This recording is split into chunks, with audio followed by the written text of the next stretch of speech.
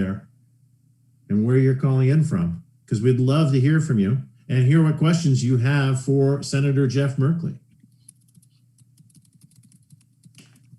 And we're going to be engaging you throughout the night as we talk about what our top issues are going to be. So definitely put any feedback or questions that you have all along the way so we can include everyone. Hey, welcome Jennifer Sprague from Salem, Oregon, my hometown.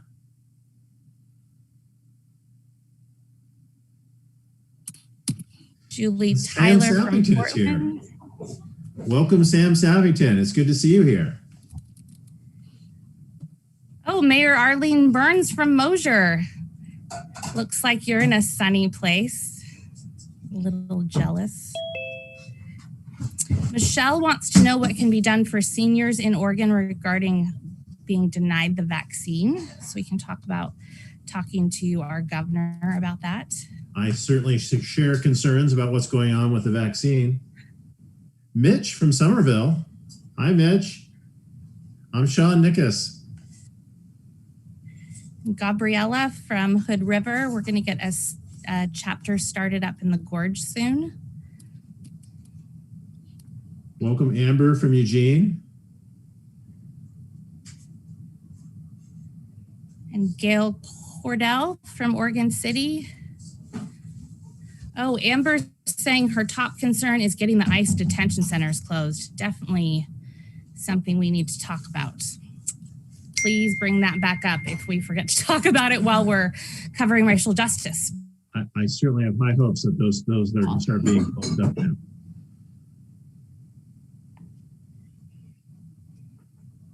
Hey, Tony, I share your concerns about starting the schools too soon.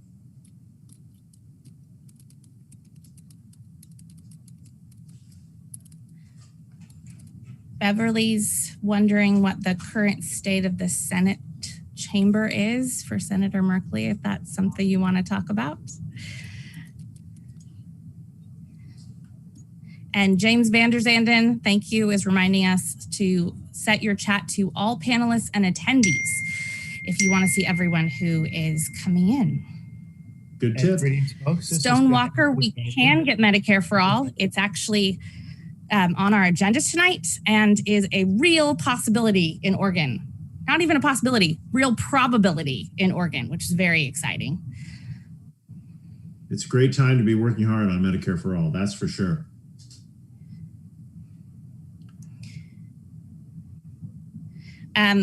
Someone asked if all the participants are muted. You are muted. We will, we just have a few panelists who will be part of things. Tonight we have Travis Nelson, one of our DNC delegates, who's going to be talking with me about racial justice. Kiki will be on from Ohio to tell us how we can get involved in Nina Turner's campaign. Tony German will be with us about Medicare for All, and Lisa Wolf will be talking to us about transforming the Democratic Party. So lots of exciting stuff tonight.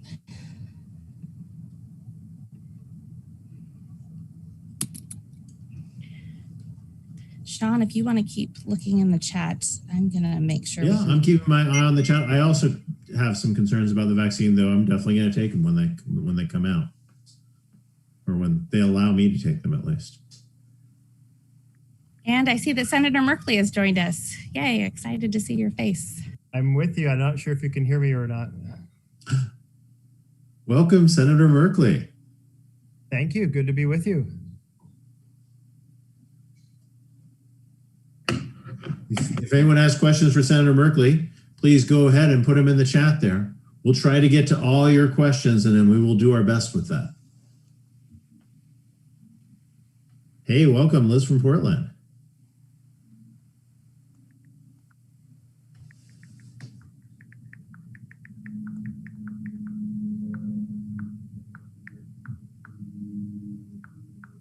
Be sure to put your name and where you're from in the chat so we could make sure to welcome everyone. It's 7:01. We've actually officially started now. Look at this. Welcome, everyone. Hey, we've got Becky from Salem, Oregon. I'm from Salem. Hi, Becky.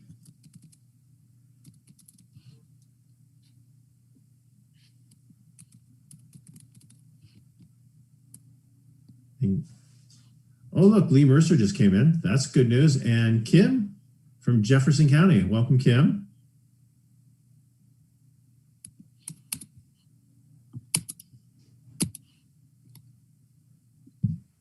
Oh, Emma, you are muted. See, this is what happens when I try to keep the sounds of my kids off of Zoom. So my name is Emma Easley Darden, and I'm the state coordinator from Our Revolution, Oregon. I'm really happy that you're all here with us at the beginning of what I think is going to be a really great year to build our movement. I could talk a lot about that and all the incredible things that we've accomplished in the last couple of years together. But I really just want to hop in so you can hear from Senator Merkley. When chapter leaders from other areas of the country see that he's joining us, they always say, "Oh my gosh, he's my second favorite senator." And then we'll be spending the latter part of our program coming up with our top priorities for the year, which some of you have already voted on in the survey that we sent out. But first, I want to turn it over to Anna Marta from ORHQ. She's our regional coordinator, and I couldn't be more grateful to have her as part of our team.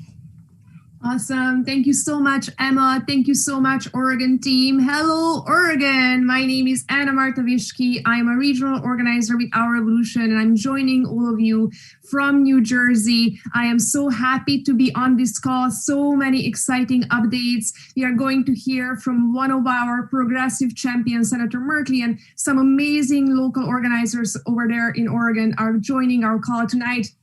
I'm joining you quickly with a national update. We have rolled out an amazing, very, very, very strategic 4-point plan that I want to go over with you. But I just want to remind you all what an historic inauguration we witnessed last week, of course, with all of you. I feel that our movement has reasons right now to be hopeful, right? We have reasons to celebrate. With Democrats now in control of the White House and both houses of Congress, we have a real opportunity to make real progress on all of our policy priorities, but only if we continue to organize. And that's what we are here for. That's what we are doing with all of you on the ground and with our amazing state teams all over the country. So this is how we are rolling out our 4-point plan, getting ready for an amazing organizing in 2021 with all of you. We are rolling out a 4-point plan that has at number 1, holding President Biden accountable. We have started already this work, and we are going to continue this work with you. Joe Biden is off to a strong start. He has taken executive action to reverse harmful policies of the Trump administration. He's addressing urgent needs of the American people like COVID relief, climate change, raising the minimum wage to $15 an hour for federal contract workers, and more.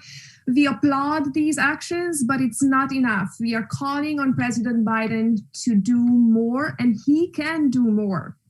We just need to pressure him, for example, on canceling student debt payments. Why just pause them? Why not cancel, and why not cancel all of them? So it's time, right, that we stop punishing students for wanting a college education. Our revolution is calling on President Biden to cancel all student debt. There will be a link for all of you in the chat. Please sign on to this call to action. Number 2 in our 4-point plan is electing progressive champions at every level of government. And we have done an amazing job in 2020. We doubled the size of the squad, of course, and 74% of our 450 candidates we endorsed, many of them down ballot. 74% of them won. This is an amazing win rate for us, and we need to continue this work. We need to secure new wins in 2021. We have hundreds of state, local, and special elections all over the country, and we are going to be fighting with progressive champions in the trenches everywhere.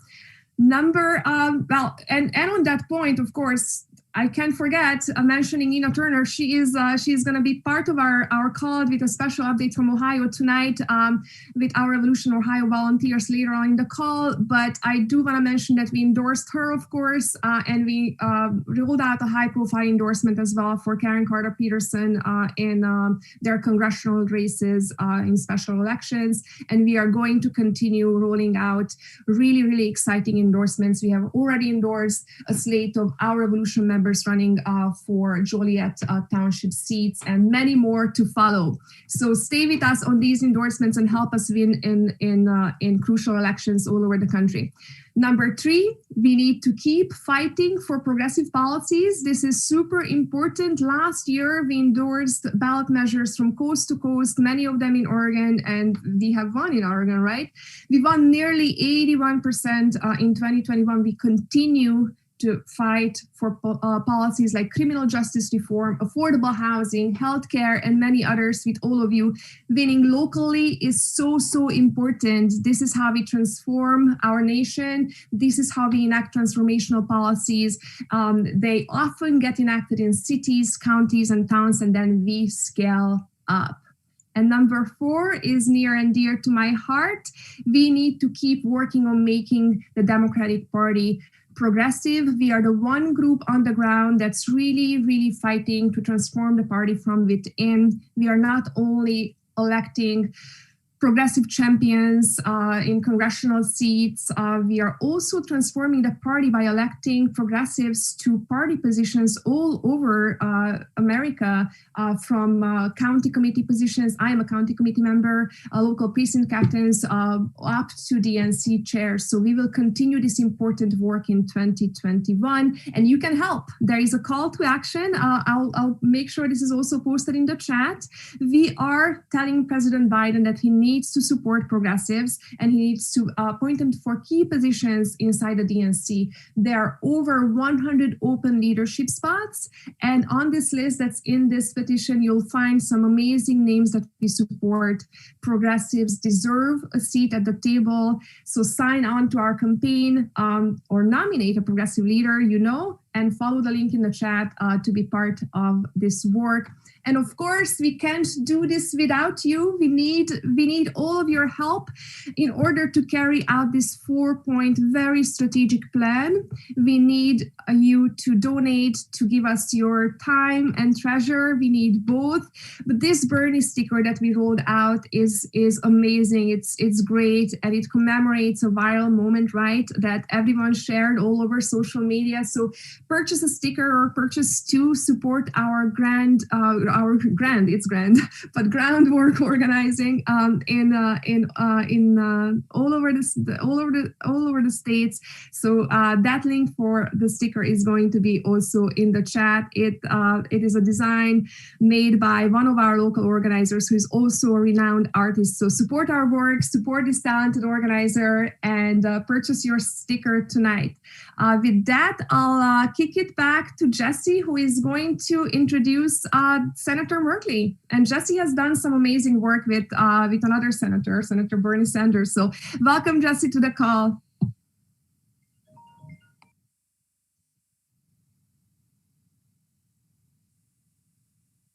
Jesse, do you need to unmute?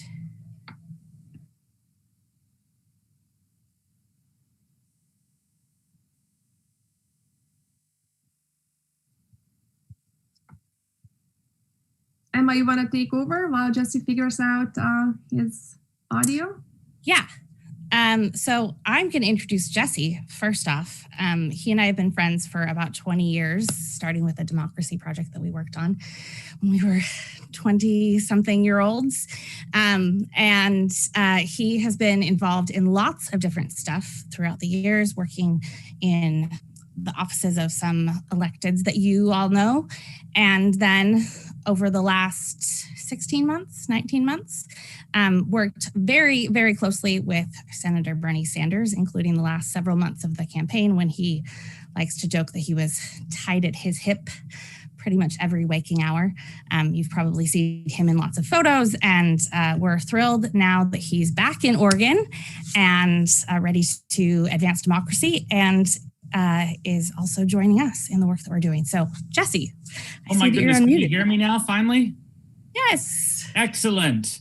I actually produced, as the campaign as the campaign was coming to an end between March and June, I produced all of the live streams that he did. You would think I would have learned something about technology, but apparently not. So thanks, Emma. Thanks, Anna Marta. Democrats in the Senate say that strengthening our democracy is a top priority, which is good. And holding to that promise, one of their first bills is S1, the For the People Act. S1 would enact reforms like ending special interest influence on our politics. It would make it easier, not harder, to vote with automatic and same-day registration, as well as early voting. It would end the dominance of big, dark money in politics by requiring all political organizations to disclose their donors. And it would fight extreme partisan gerrymandering, just to name a few. The House version of For the People Act passed in 2019, but not surprisingly died in the Senate under Mitch McConnell, the Grim Reaper of Democratic legislation. In a recent poll, 67% across the political spectrum said that they support the bill. So we're thrilled tonight to introduce, to welcome Senator Merkley. And I just want to say, before I hand it over, Emma, it's a tremendous honor to be able to introduce Senator Merkley. And I just, from the day that I first met him, which was, if I remember correctly, closer to midnight than not, we were somewhere in central Los Angeles on a bus after leaving the Democratic National Convention. The bus driver got lost, angry and frustrated, and literally kicked us off in the middle of nowhere in LA. Pre-Uber, I don't remember how we managed to get back to the hotel, but I remember the then freshman member of the Democratic minority in the Oregon legislature, quarterbacking and making sure we got taken care of that night. I've had a lot of other positive interactions with them over time, and just kind of one of the most kind and caring elected officials that I've ever met, and I've met just a whole lot, up to and including. I was just looking at my impeachment ticket from last year that his office was kind enough to gift to me. So tremendous experience. I've gone on too long. Senator Merkley, thanks for all that you have done for the state. I'm going to interrupt super quickly to remind people that you can press *3 at any time to put a question forward. You're on the phones. Well, greetings, everybody. Can you hear me okay? Yes. Okay. Wonderful. Jesse, so good to see you, and our paths keep crossing, and I got to catch up on your most recent efforts now. And I just want to start by saying a huge thank you to you all. You got engaged in so many critical races across the country. I was in the fortunate position that Oregon really wasn't targeted in this last Senate cycle. My opponent was somewhere in the conspiracy sinkhole, and that was just fine because I was able to spend my time fighting to get people elected across the country, and then to focus on Georgia. And I know you all did so much there as well. I mean, really, quite frankly, nobody in the Senate, Republicans or Democrats, thought we would win both those seats. We were going to try like hell. We're going to support Stacey Abrams and all her friends and all her organizing efforts. You all did the same. Everybody did the same. And lo and behold, when everybody pitches in, does their best, we have a shot, and we did it. So good job. And as Jesse pointed out, the For the People Act wouldn't have a chance if we hadn't won those 2 Georgia races, because we'd never even get a hearing in a committee. I want to tell you that our country is in a really tough spot. And I want you to think about this for a minute. I've asked various folks to look around the world, look through history, and try to find a situation when there's this much wealth inequality and this much income inequality that we were able to turn the tables and restore the vision of a government that actually works for the people. It is damn hard to find. It is the case that those incredibly wealthy folks, they deploy lobbyists, and they deploy lawyers, and they deploy media campaigns, and they deploy dark money in elections. And we have the grassroots, and we've got to use this grassroots to restore the rules. That's what this bill is all about. So we, the people, have fair access to the process. Because one of the things that the wealthy and powerful try to do is they try to block us out. They try to use gerrymandering and have succeeded in doing. Political scientists say that right now the gerrymandering across the country results in 20 or so extra seats for the Republicans in the U.S. House of Representatives. And they use dark money ever since the Supreme Court gutted or basically approved, I guess, the Citizens United decision. And that dark money came in 2014, hundreds of millions of dollars. It put Mitch McConnell in the majority. And we've been struggling to reclaim the Senate since. And now we have done so by the thinnest of margins. They really engage the wealthy and powerful. They drive voter suppression.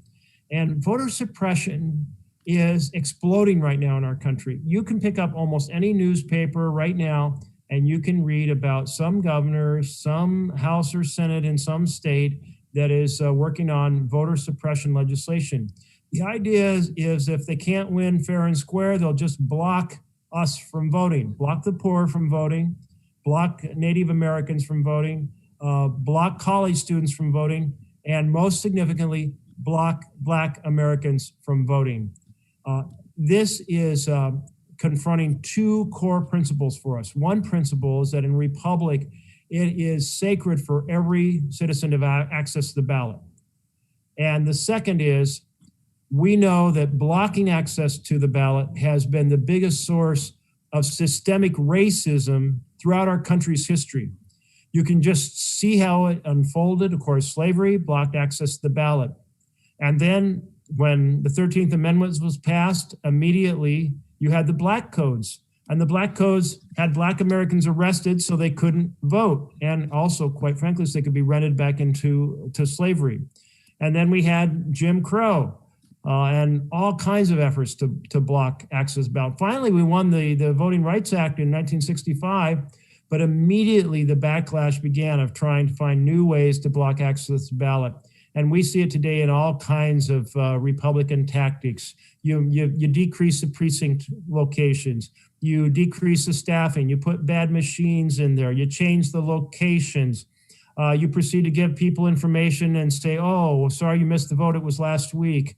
You do all these things. You shorten early voting. You try to block vote by mail.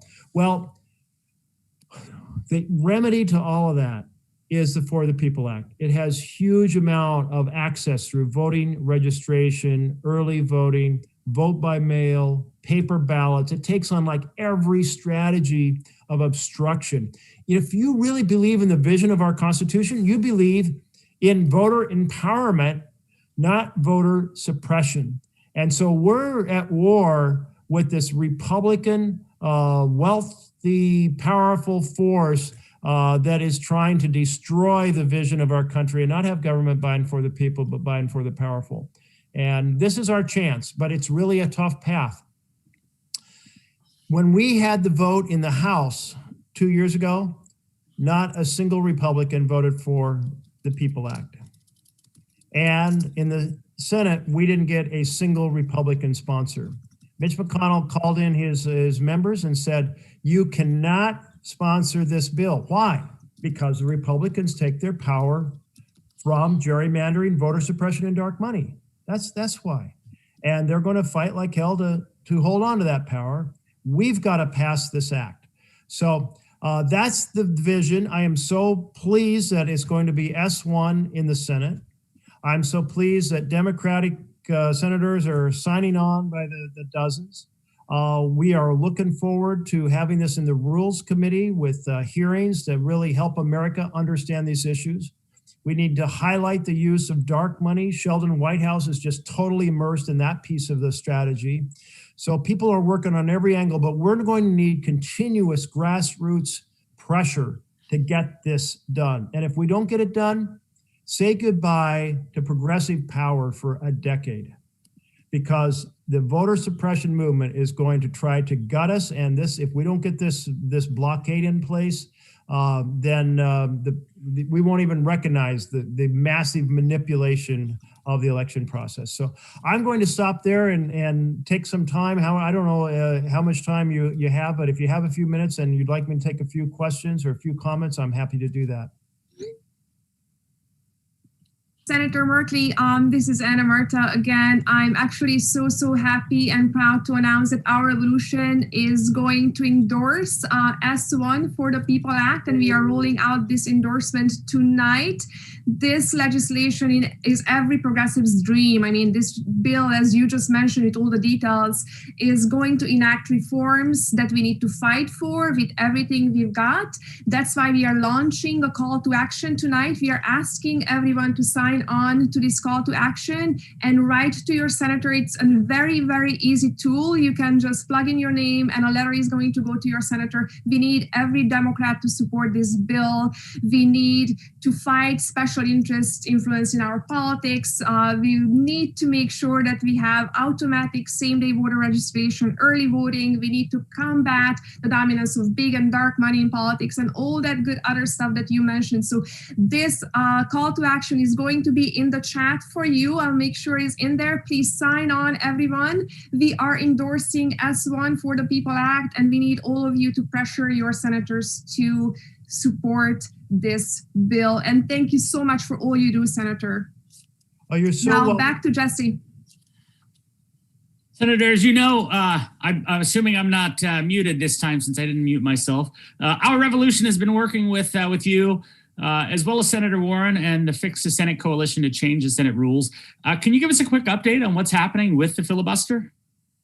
Yes, so on the filibuster, so think of the filibuster. The name invokes the image of Mr. Smith comes to Washington and stands in the well of the Senate and gives a speech fighting the good cause until they collapse. That's it's a very romantic notion, but it's not at all what the filibuster is today. The best phrase to describe the filibuster is the McConnell veto. And by this, I mean, it used to be, well, let me give you an example. Under Lyndon Johnson, he was majority leader for 6 years. He had to move to close debate absolutely one time in 6 years. Harry Reid had to do it 400 times in 6 years. It is maximum obstruction. It is saying, and the reason why and I'm going to call it cloture or McConnell veto, the reason it's so effective, it was designed for a case that our senators thought was going to occur once a year or very rarely, because the founders said, whatever you do, don't allow there to be a simple or a supermajority requirement to pass bills. They'd had that in the Articles of Confederation, and it had paralyzed them. So when they wrote the Constitution, they were under the Articles of Confederation. They said, the Constitution, we're not putting in a supermajority to pass bills because we saw that destroyed the process. And Hamilton had all kinds of things to say about tedious delays and unscrupulous compromises of the public good. And so did Madison. You don't let the will of the majority be cowed by the will of the minority. And yet that's what happened. And the way this evolved was white Southern Democrats saying, we want to stop the right of Black Americans to vote, but we don't want to say that. So we're going to talk about the sacred role of being able to talk at length, freedom of speech. And what's going to be our cover story for stripping Black Americans of access to the ballot. So it has this whole Jim Crow relic. And that's exactly what Obama called it at John Lewis's funeral. Said, hey, we've got to do all these reforms. And if the Republicans use this, well, we've got to strike it down. And so that's where we are. Striking it down isn't that easy. It's particularly not easy with Simple 50. We've got to work in coordination and build the momentum, build the outside pressure, build the inside coordination to say we are not going to let Mitch McConnell prevent us from protecting the constitutional access to the ballot. We are not going to let Mitch McConnell stop us from saving our planet from climate change. We're not going to let Mitch McConnell stop us from doing essential criminal justice reform. We're not going to let him stop us from doing the Equality Act, which I wrote now 6 years ago to ensure that LGBTQ Americans have full access to every opportunity in America without discrimination. So that's what we should talk about. Is the McConnell veto is a veto of the powerful over the people, and it cannot stand. We have to be bold and brave and pursue our agenda. Folks say, well, isn't this a big Senate tradition? Well, here's a little bit of background.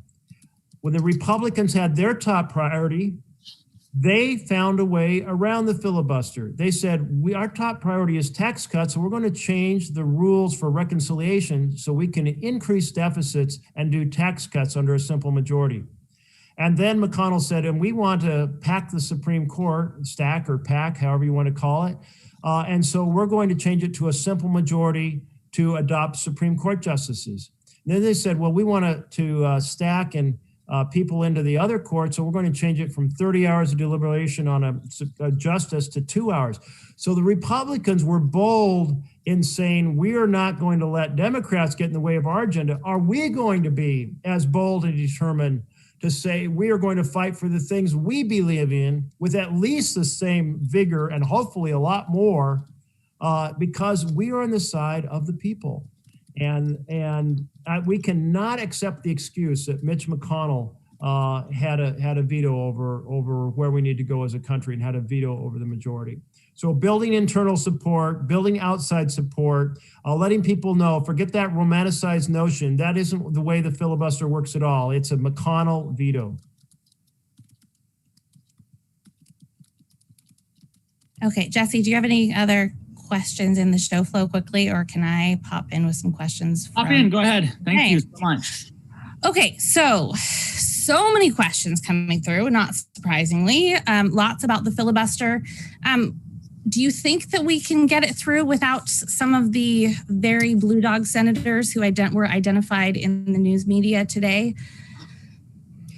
Emma, let me just put it this way. I'm going to work like hell for us to get the For the People passed and to make sure that we save our planet. And we are going to have intense conversations with everyone about how we get there. There's a couple different strategic paths that we're considering.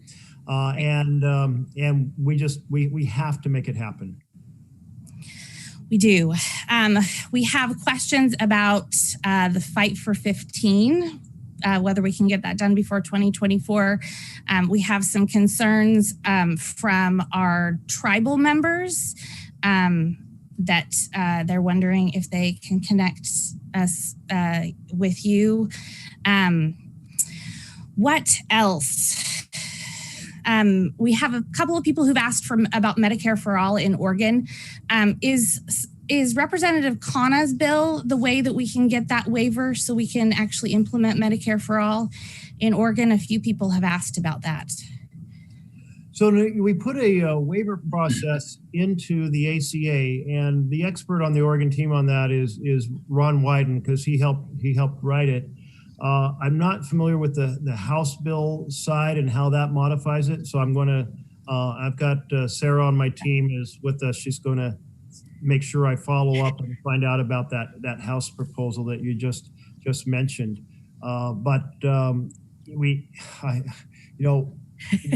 Some state, I know you can't be an expert on every single thing that we. Some state has to get this done and then show every other state it can happen. I'd love for that state to be Oregon. That's the way it spread in Canada when they went to universal health care. It started with a province and it worked so well, it spread to other provinces. So I'm hoping some state can make this happen. Great. One more question that I thought was actually really interesting. It used to be the rule that sending a handwritten letter in with a handwritten envelope was the best way to get the attention of an office in DC. People are wondering if they send in an email, or though I know in your office they're read, but what's your opinion about the best way to get attention from a legislator's office? So the envelopes, we still get the envelopes, but they go through about a 3-week delay while they go through a warehouse and get searched for dangerous chemicals. So that's the unfortunate thing of somewhat various terrorists have done.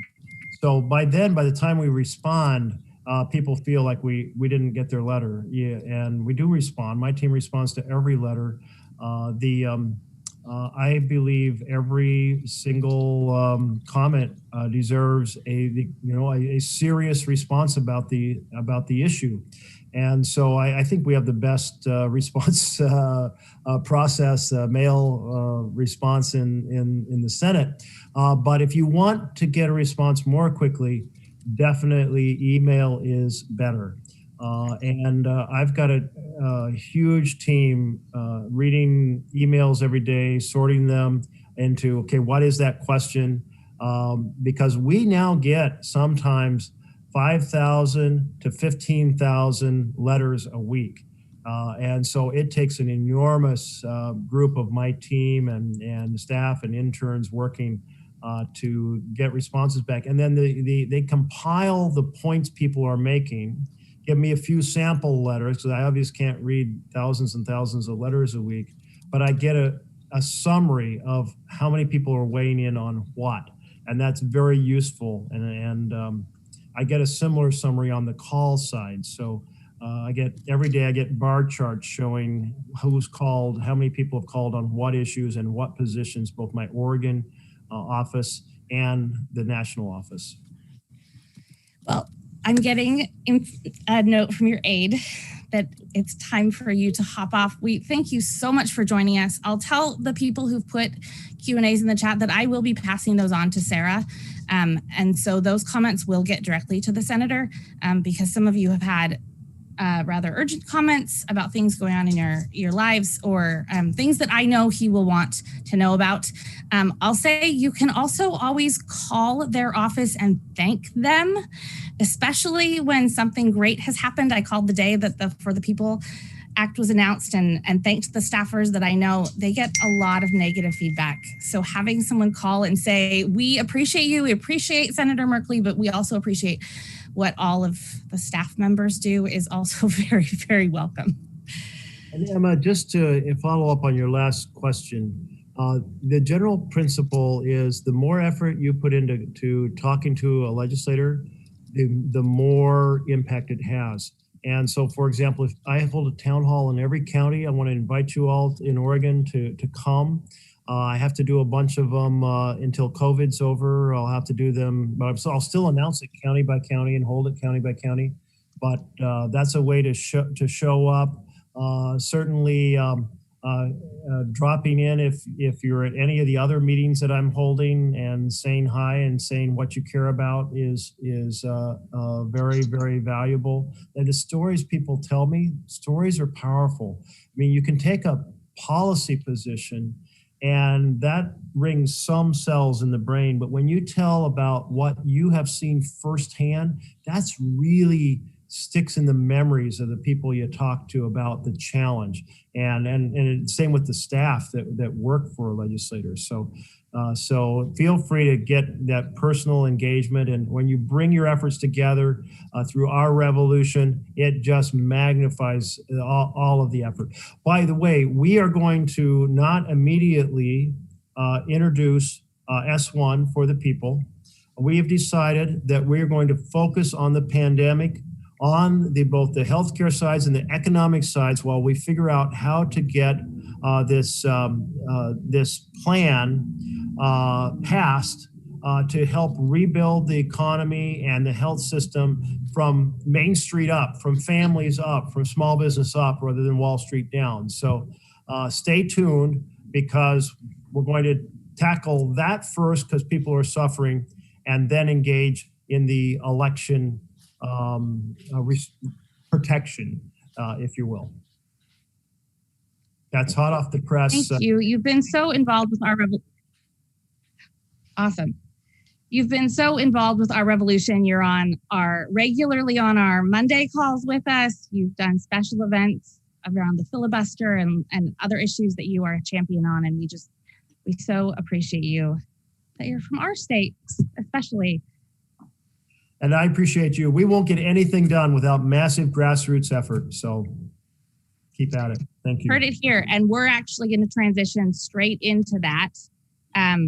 because we are starting something new this year. We're creating action teams. We are a network of chapters throughout the state. You can find us on our map, but we also know that the strength of so much of what we do is that we have this group of Oregonians throughout the state who are ready to fight on issues. So we put out a survey to start to get an idea of the things that we can create teams on and the things that our members were most keyed up around. I'm excited to say that tied for first place was Medicare for All and racial justice, which in a lot of ways goes together, we know. And so the first person who we're going to have talk is Travis Nelson. He is a DNC delegate and a nurse and works with unions. Fabulous man, good friend. Thank you for coming on, Travis. You and I are going to share a little bit about some bills coming through the legislature. You, I think, are muted on your end. Can we get him unmuted?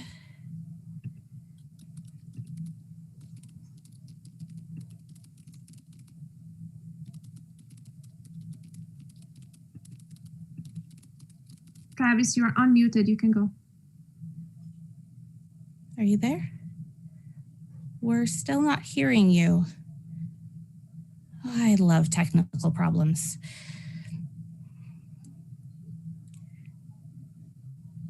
Okay.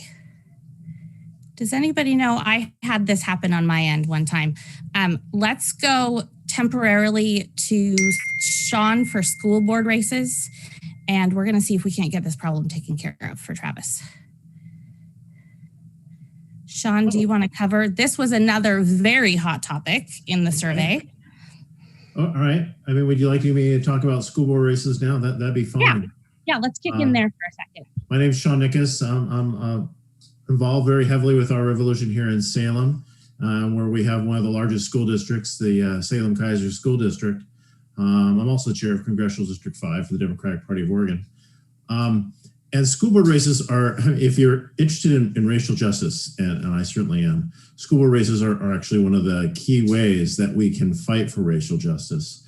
In the Salem-Keizer School District, the district is about half white and half a mix of others, but mostly Latinx.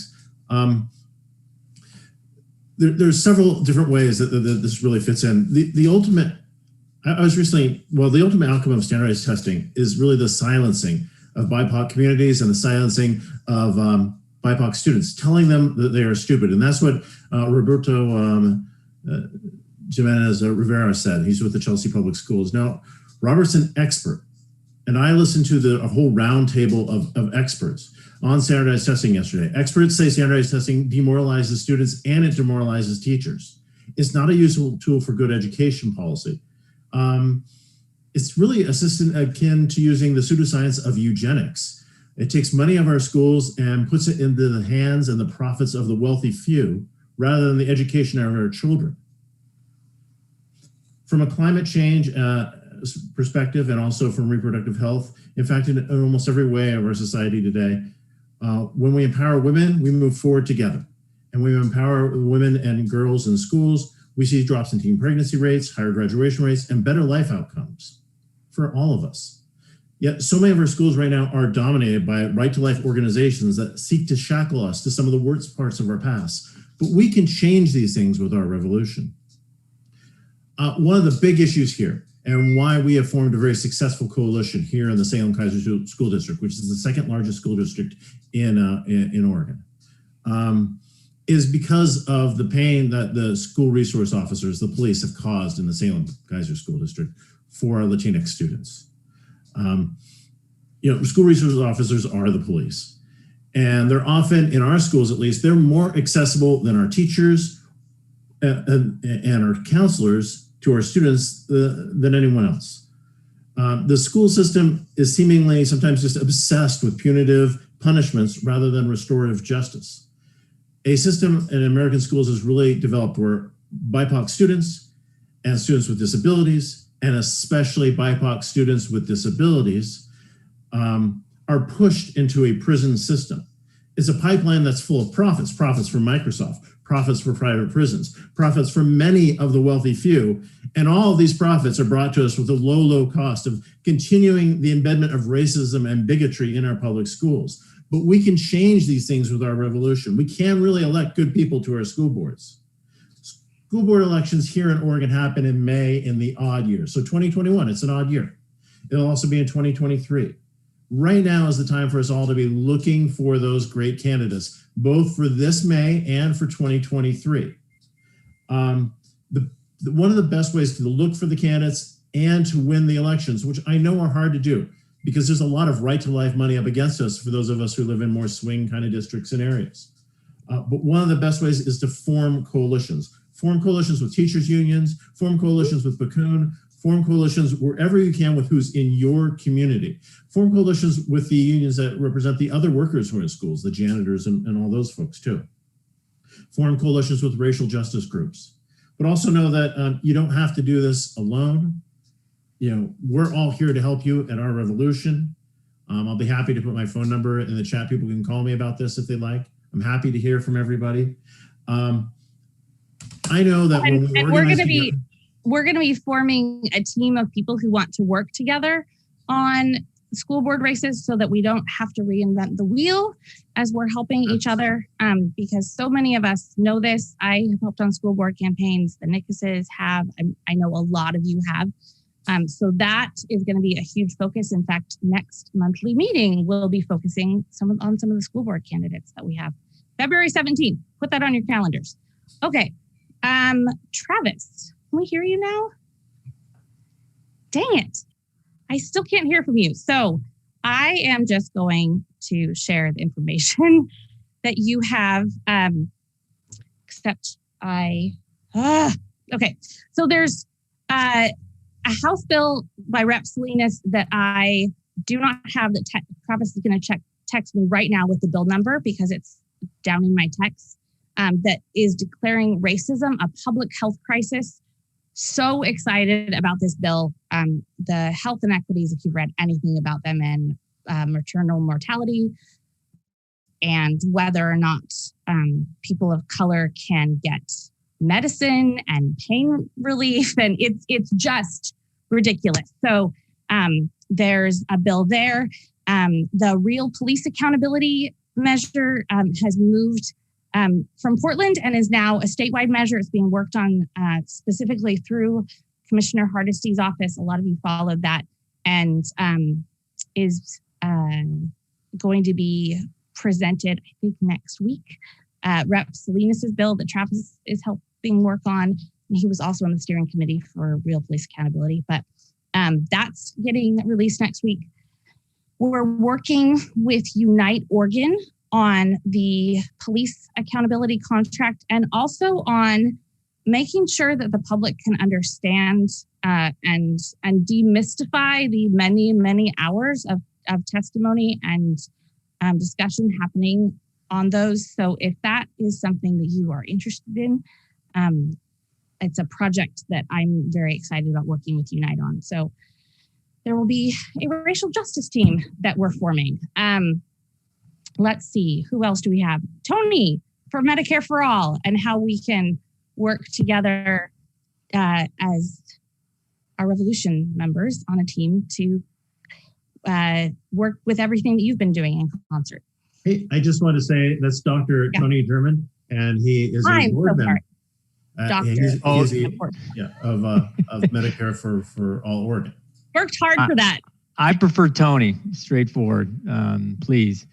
Well, thank you, everybody, and really a delight to be with you tonight and be along, advocates such as yourselves. This is how we make change occur, and so I really appreciate the opportunity to come and join you. I'm going to keep my comments real brief. So, as Sean mentioned, I'm a family doctor. I practice down in the Willamette area, and so my heart is in this fight with you, and I'm happy to see on that pie chart in front of us that this is an issue, and it makes sense. Our healthcare system provides care to the citizens of this country, yet that care is subservient to the primary focus of making money. Delivery of healthcare is secondary to the question of how business can turn a profit and keep revenues strong for the pharmaceutical industry, private insurance, and the hospital systems. And we have much to do, and it's great to see we have a partner in Senator Merkley. I appreciate his comments. I am a board member for Healthcare for All Oregon. The website for us, if you are not familiar with us, I encourage you to take a look, is HCAO, healthcareforalloregon.org. If you aren't familiar, we have some great information on our website and what we are all about. Essentially, we are a 501c3 advocacy group fighting for healthcare reform in our state, and more importantly, single payer, which models that Senator Sanders' bill and Representative Jayapal's current bills from the federal level. Our current, I think what I was asked just to comment is what our goals right now as an organization is to prioritize so that Oregon can be the first domino to fall, per se, for us to get single payer. And so us to be similar to what Canada did is what Senator Merkley shared, for us to be the first state as Canada was as a province, and then lead the charge across this nation to create equitable, affordable, comprehensive, and transparent care for the citizens of this state and this country. So currently our focus is the Universal Task Force on Healthcare. And so that is a joint effort that was passed by Senate Bill 770 in the last Oregon session. And that is front and center in the limelight of us being an advocacy group to prioritize and make sure that that process continues. We're working with Senator Manning to ensure, unfortunately, due to COVID, that task force was cut short on some of the time up front, and we're really working on that. We're working for the HOPE Amendment, which is Senate Joint Resolution 12, and that is a former bill that was put by Mitch Greenlick in years past, the state that healthcare is a human right in our state. And so that sets precedent for us to continue to push for us to achieve single payer in our state. And so I'll leave my comments at that and appreciate your time. Again, I really encourage you, if you aren't familiar with this, go to hcao.org.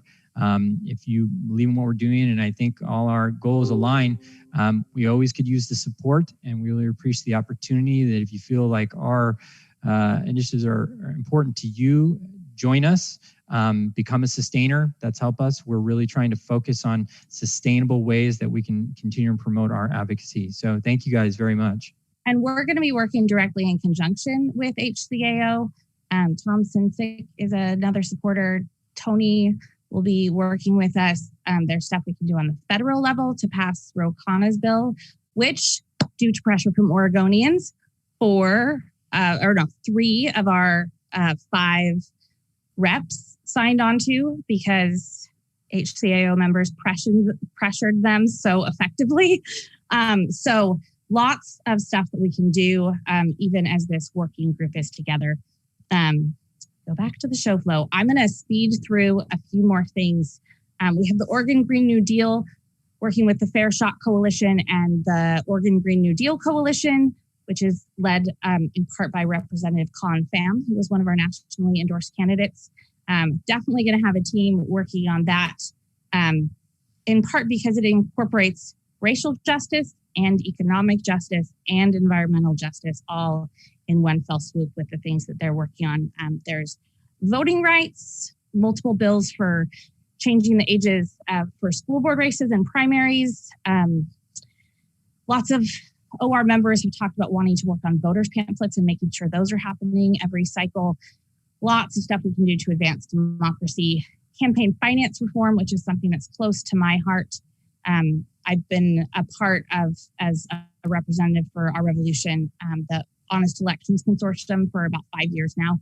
And we currently have a bill in committee that's LC 2276. And Senator Golden is also working on a bill in the Senate, on the Senate side, though we may be moving toward a referendum that would go to the ballot because, let's face it, they don't really want campaign finance reform as legislators. So Let me see if I missed anything. Party building, definitely we're going to keep working to advance and transform the party so that it can be accountable to the people. We're going to be having forums for the executive committee races on, Sean, is it the 9th and the 10th? That's right. On the 9th and 10th, we'll be having the chair, a forum for the chair. And a forum is a type of debate, but a forum for the chair, the vice chair. And then on the 10th, we'll probably be doing the second vice chair and the secretary positions. Yeah. So we're going to keep rolling on quick. One of the coolest parts of being a part of our revolution is that it's a national organization. And we did lots of phone banking into Georgia with our Georgia team that was sent down. And now we have Nina Turner running for Congress. And our Revolution Ohio has been preparing for this moment for a long time. And we can get directly involved. So Kiki is here from our Revolution Ohio to tell us how we can be involved.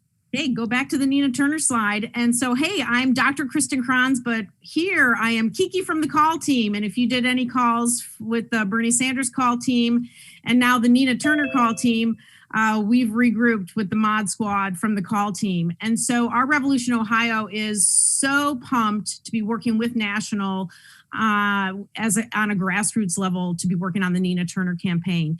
So we've already had several organizational meetings and volunteer trainings, and we've been making calls for several weeks already. We're calling every Wednesday night and Sunday night.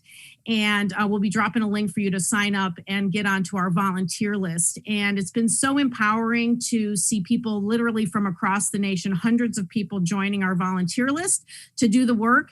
And I was lucky enough to meet Nina just the other day at the Women's March. I had an extra pair of mittens and I kept my own. So she put on my mittens and said, instead of with these hands, with these mittens, we will rise. And so if you want to get energized, come join us to work for, to get Nina elected to Congress. As soon as Marcia Fudge gets confirmed, then the dates will be set and everything. We have all kinds of information. So that's number one of my announcements. Number two is that Nina Turner will be on the national call this Monday. So join that call as well. And that's going to be super exciting to, again, see what's happening across the nation.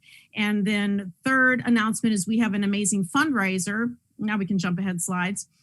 Called Stand Your Vote. We have a horrible law here that just passed called Stand Your Ground, which basically means you can shoot anybody you want if you feel like you're in defense. So we are riffing on that for Stand Your Vote. And this is an all-day online event.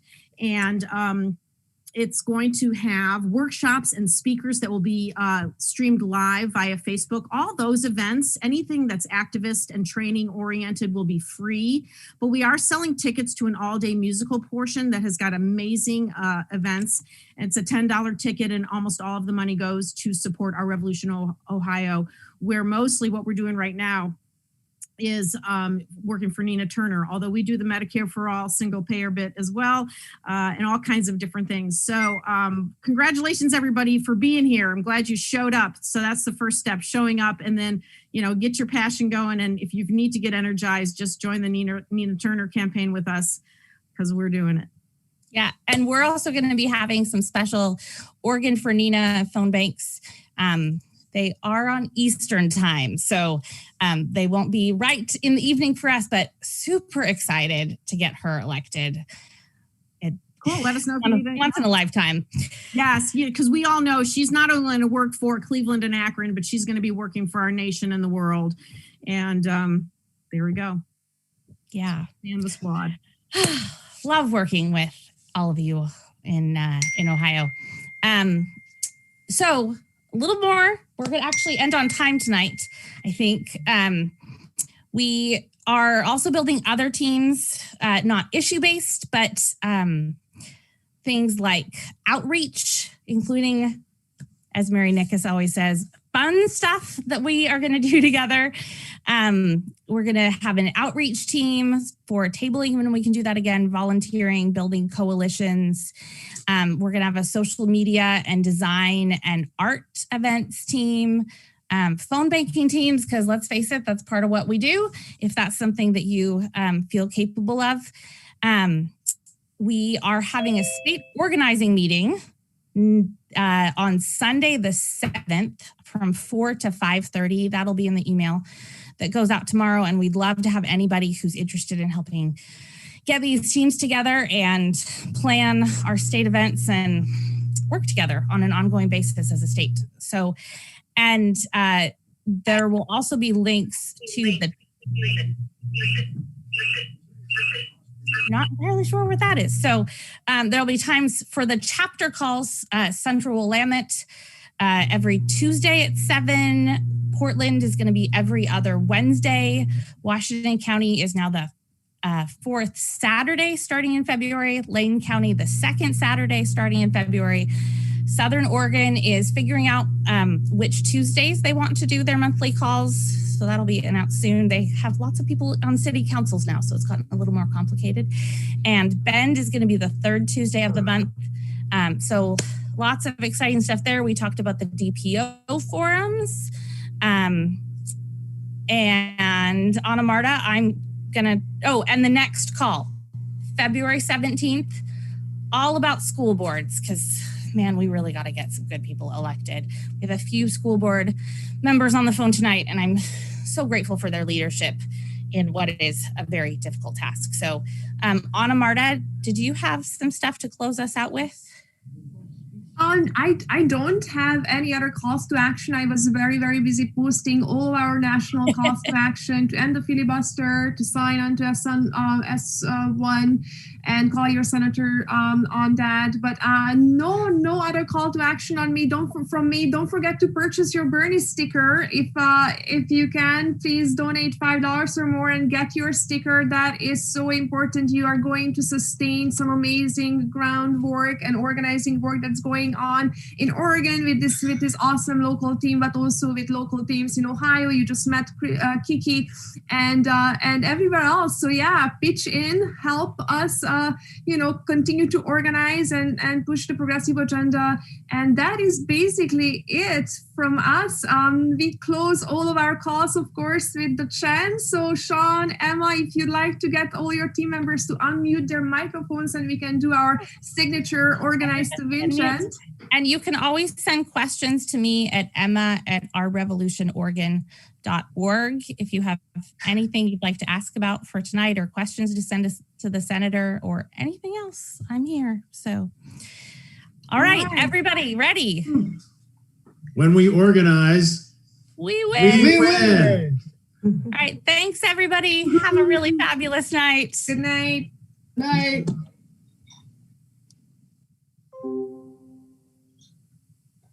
And we're done.